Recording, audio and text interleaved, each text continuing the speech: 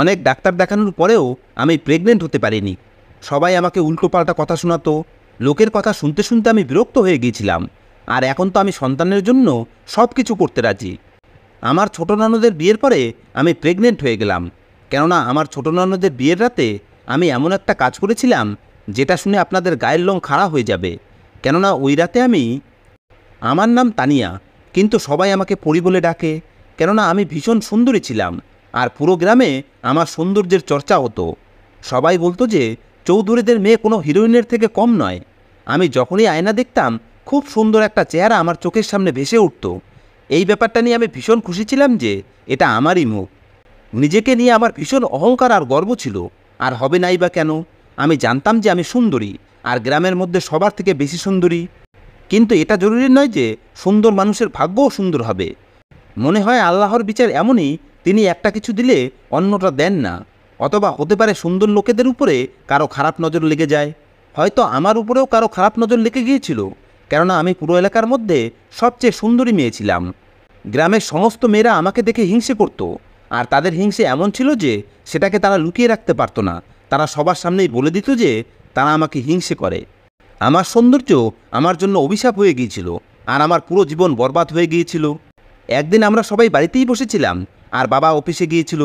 বিকেল দিকে হসপিটাল থেকে ফোন এলো যে আমার বাবার শরীর ভীষণ খারাপ, আর তাকে ভর্তি করানো হয়েছে। আমরা ভয় পেয়ে হসপিটালে পৌঁছালে ডাক্তার বললেন যে তার হার্ট অ্যাটাক হয়েছে। যদি তাকে প্রাণে বাঁচাতে হয় তাহলে তার অপারেশন করতে হবে। এতে ৮-১০ লাখ টাকা খরচ হবে, কিন্তু তারপরেও আমরা গ্যারান্টি দিতে পারবো না যে তার জীবন বাঁচাতে পারবো। আমরা 4 বোন ছিলাম, আর বোনেদের মধ্যে আমি সবার থেকে বড়।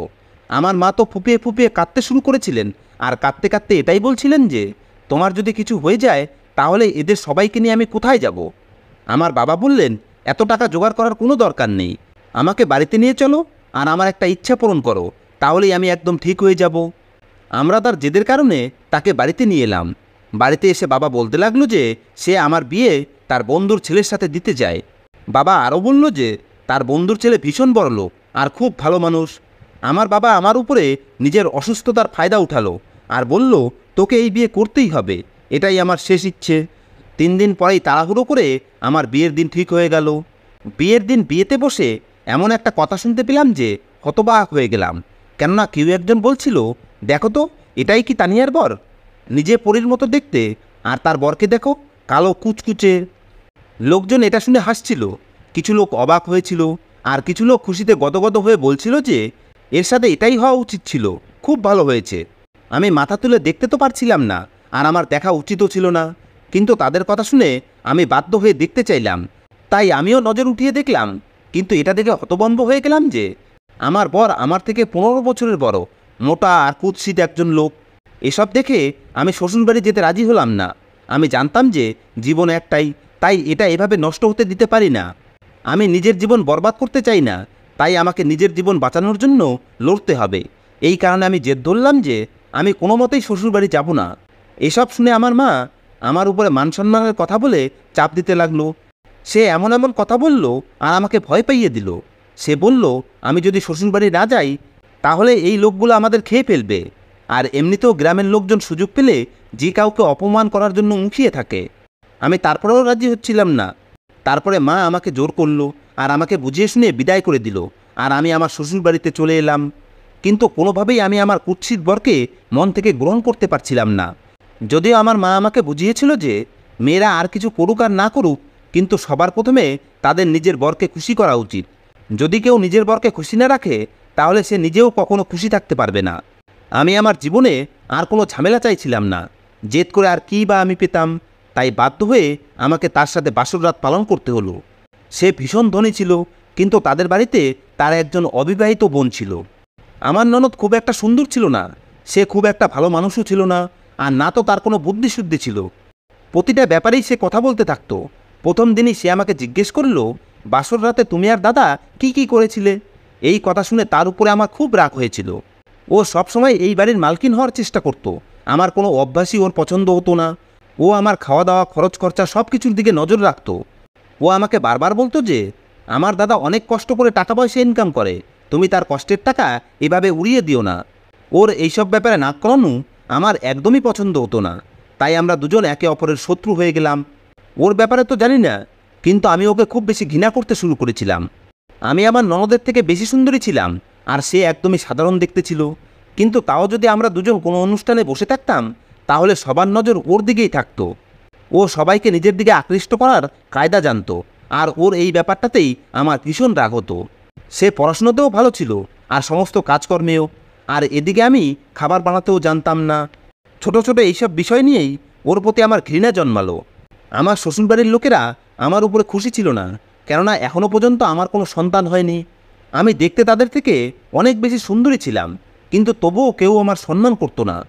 আমার শ্বশুরবাড়ির লোকেদের কাছে আল্লাহর দেওয়া সব কিছুই আছে, তারা শুধু আমার থেকে একটা বাচ্চা চাইতো। যখন এই নিয়ে কথা বলা শুরু হলো, তখন একদিন আমি আমার বরের মাসিকে এটা বলে দিলাম যে আমার মধ্যে কোনো দোষ নেই, বরং নিজের বোনপোর খোঁজ নিন যে কেন এখনও পর্যন্ত কোনো সন্তান হলো না।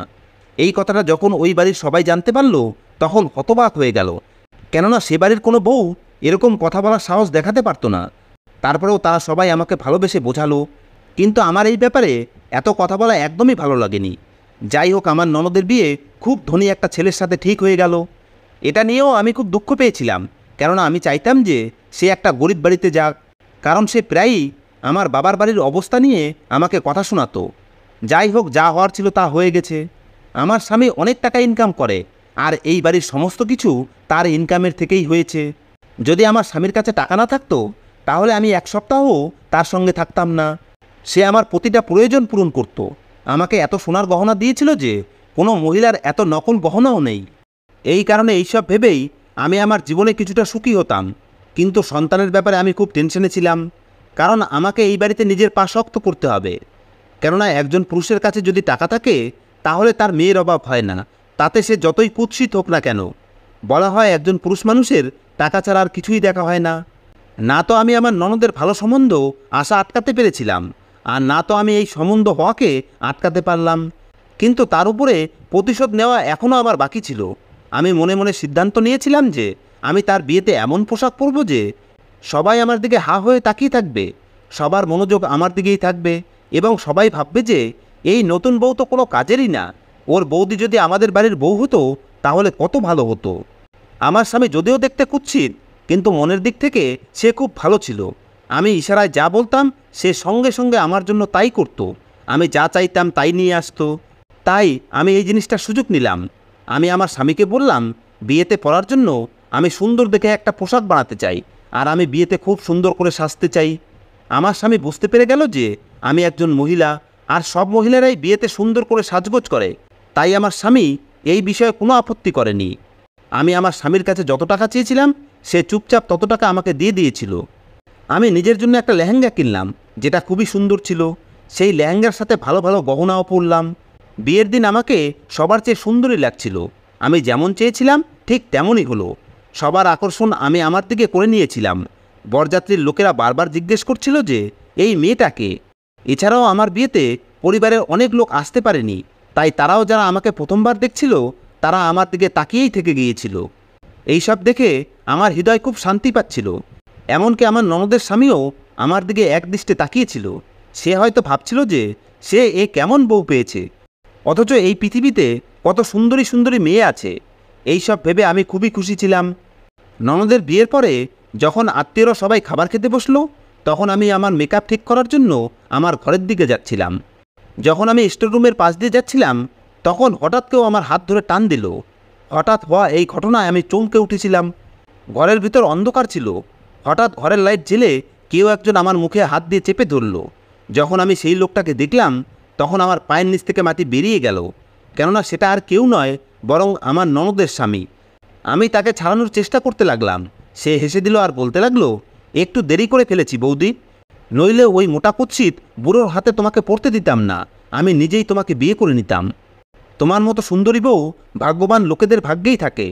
যাই হোক, আমাদের বিয়ে হয়নি তো কী হয়েছে, কমসে কম তোমার সাথে ভালোবাসার সম্পর্ক তো তৈরি করতে পারি। আমি নিজের স্বামীকে চিৎকার করে ডাকার চেষ্টা করলাম, কিন্তু সে আমার মুখ হাত দিয়ে চেপে ধরে আমাকে চুপ করিয়ে দিল। এরপরে সেখানেই সে জোর করে আমার ইজ্জত লুট করলো, আর আমাকে সেখানেই রেখে চলে গেল।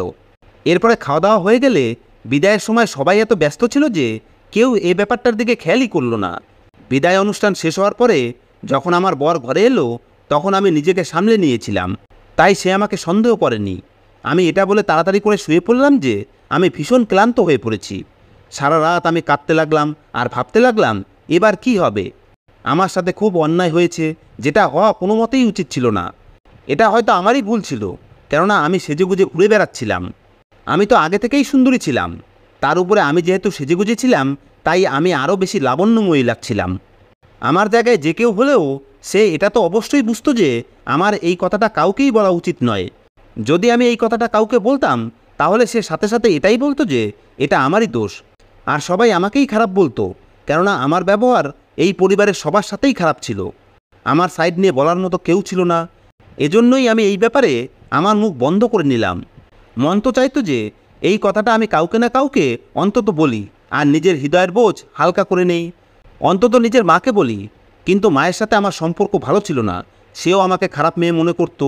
যদি আমি একথা আমার ননদকে বলে দিতাম যে ওর বর আমার সাথে এইসব করেছে, তাহলে ওর সংসার বরবাদ হয়ে যেত, আর সাথে আমার সংসারও বরবাদ হয়ে যেত। আমি খুব বাজে রকমভাবে ফেঁসে গিয়েছি, না জানি আমি কোন পাপের শাস্তি পেয়েছি। কয়েকদিন পরে হঠাৎ আমার শরীর খারাপ হতে শুরু করলো।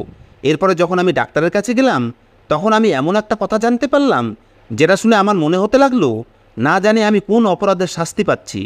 কেননা আমি জানতে পেরেছিলাম যে আমি প্রেগনেন্ট। যখন আমার বর এই কথাটা জানতে পারলো তখন সে খুব খুশি হয়ে বলল, আল্লাহ এতদিন পরে আমাদের দিকে মুখ তুলে চেয়েছে, এতদিনের দোয়ার ফল আমরা পেতে চলেছি। আমি এটা বুঝতে পারছিলাম না যে এই বাচ্চাটা আমার বরের নাকি আমার ননদের বরের। পরিবারের সবাই তো এটাই ভাবছিল যে এই বাচ্চাটা আমার বরের, কিন্তু আমি জানতাম না যে এই বাচ্চার বাবাকে। আমি তো এটাই ভেবেছিলাম যে আমার বর আমাকে বলবে এই বাচ্চা কিভাবে তোমার পেটে এলো, কিন্তু সে হয়তো ভাবছিল যে এই বাচ্চাটা তার, আর পরিবারের বাকি সবাইও এটাই ভাবছিল। যদিও আমার জন্য এটা সমস্যা হয়ে দাঁড়িয়েছিল, কিন্তু তবুও আমি মুখ খুলিনি এবং কাউকে কিছু বলিও নি। আগেই একটা বোকামি করেছি, তাই দ্বিতীয়বার আর কোনো বোকামি করতে চাইনি, সেজন্যই আমি চুপ করে থাকলাম। কিন্তু আমার মনে যে কী চলছিল তা একমাত্র আমিই জানতাম। সময় এভাবেই কাটতে লাগলো। আমার ননদ তার স্বামীর সাথে খুব খুশি ছিল, তাদের মধ্যে কোনো সমস্যাই ছিল না। আমার ননদের বিয়ের ঠিক 9 মাস পর আমি এক চাঁদের মতো ছেলের মা হয়ে গেলাম, আর আমার ছেলের জন্মের কয়েকদিন পরেই আমার ননদের একটা কন্যা সন্তান হলো। পরিবারে আনন্দ উদযাপন শুরু হলো, সবাই খুব খুশি ছিল। আমার ননদের স্বামীর অবস্থাও আমার মতোই ছিল। আমার ছেলে যে কার সন্তান সেটা সেও জানতো না। এখন আমি তার চোখে অনুশোচনা দেখতে পেতাম। আমার ছেলেকে দেখলে তার মাথা নিচু করে নিত। এরপরে সে কয়েক বছরের জন্য বাইরের দেশে চলে গেল, যেন সে পালিয়ে বাঁচল। আজ তার বিদেশে যাওয়া 20 বছর হয়ে গেছে, আর আমাদের বাচ্চারা বড় হয়ে গেছে। আমার স্বামী আমার চেয়ে 15 বছরের বড় ছিল, তাই সে এখন সবসময় অসুস্থ হয়ে বিছানাতেই পড়ে থাকতো। তার স্বাস্থ্য আগে থেকেই খুব খারাপ থাকতো, তাই আমি এখন তার অনেক যত্ন নিতাম, কেননা এখন আমি অনেক বদলে গেছি। আমার স্বামী আমাকে বলতো যে তুমি খুব ভালো। আমি ওর এই কথাটা শুনে মাথা নিচু করে নিতাম। যখনই সে আমার প্রশংসা করত আমি কেবল হ্যাঁ বলে মাথা নেড়ে দিতাম। আমাদের ছেলে এখন বিবাহযোগ্য বয়সের হয়ে গেছে। এখন সবাই ভাবছে যে আমাদের ছেলের সাথে আমার ননদের মেয়ের বিয়ে দেওয়া হোক, কারণ তারা নিজেদের ভাই বোন নয় এবং তাদের জন্য এর থেকে ভালো সম্বন্ধ আর কি হতে পারে। এ কথা শুনে আমার মন কেঁপে উঠল, কারণ আমার ছেলের বাবা আমার ননদের স্বামী হতে পারে, তাই সম্পর্কে সে আমার ননদের মেয়ের নিজের ভাই। আমি জেনে শুনে কীভাবে এমন জঘন্য ঘটনা ঘটতে দিতে পারি? এটা তো মহাপাপ। আমি এটা কোনো মতেই হতে দিতে পারি না। তাই আমি হাতের উপরে হাত রেখে বসে থাকতে পারবো না, কিছু না কিছু একটা তো আমাকে করতেই হবে।